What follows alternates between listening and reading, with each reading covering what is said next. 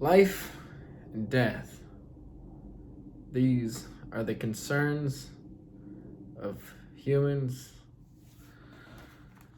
and sometimes we can get caught up with life and death. We can get caught up with survival. And I think that some sense of security with life and death, and a realization for the preciousness of life, and to prioritize life over survival. What does that mean? What that means is that instead of worrying about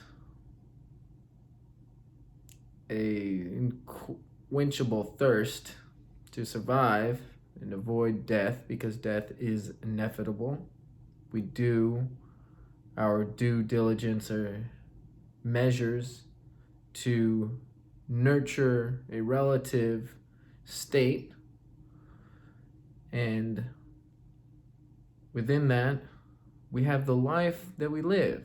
We have the way that we live it. Now that can be a way that appreciates survival, but it is about the quality and the way that you live. Now you've heard this before, that it's not about the destination, it's about the journey. And there's a gym I used to go to called Destination, and the philosophy was, they called it Destination ironically, but the philosophy was that the act is the destination. So again, it's about the journey, not the destination. Because the destination is actually just, it's not really a destination.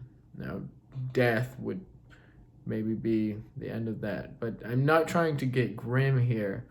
The point being that it's about the journey, and the journey is about living the life. It's all about what you do now. It's all about the quality, the state that you live. So doing these things, it's kind of, it loops around, and it is what it is. And the point being that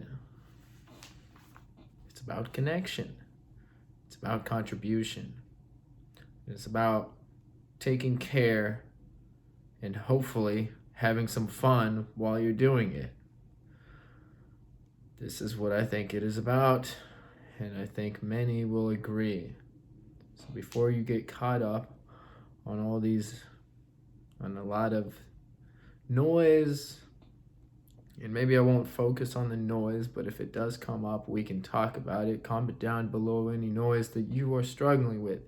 Anything that, here's the thing, we want to nurture positivity in our lives. And we want to avoid negativity. Now, negativity can be a part of our life. Now, what are the parts of this? It's all, what it bottoms down to is, it's all the struggle between life and death, and it's the struggle to avoid death, to avoid bad things happening. Now, bad things happen, and the best way, we've got to acknowledge these things, because life is a lot of contrast. You've heard about the yin and the yang. Can't have good without bad. Now, of course, that's relative to the individual, relative to the thing and its desires and goals and processes and the way that it is, and anything that prevents what it is, you may consider it to be bad. Now, what this is boiling down to is that, can we look at things with a neutral lens? Can we look at the challenges, look at things that are death or whatever, and try to accept certain matters, to figure out solutions through other matters, and then with a relative ability and this preciousness that we do have, with the moments that we do have, with whatever breath or this breath that we do have, can we think in a way that appreciates all the good and the good being the life, and the life being the precious thing, being love. Life is love because life is.